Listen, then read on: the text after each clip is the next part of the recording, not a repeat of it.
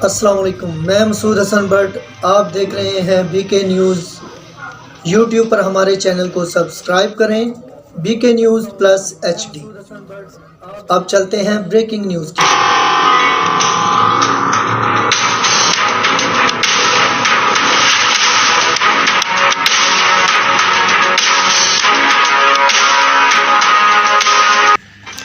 खबर शामिल करते हैं कामोकी से। कामोकी कसोकी रोड पर साबका नायब नाज़िम अब्दुल रज़ाक के घर में आग लग गई।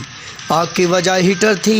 हीटर से लगने वाली आग से लाखों का घरेलू सामान जलकर राख हो गया, लेकिन कोई जानी नुकसान नहीं हुआ। घर के तमाम अफराद हीटर लगाकर एक दूसरे से बातों में मसरूफ़ थे कि अचानक बिस्तर को आग लग गई और देखते ही देखते आग ने सारे घर को लपेट में ले लिया। घर के तमाम अफराद आग से महफूज रहे।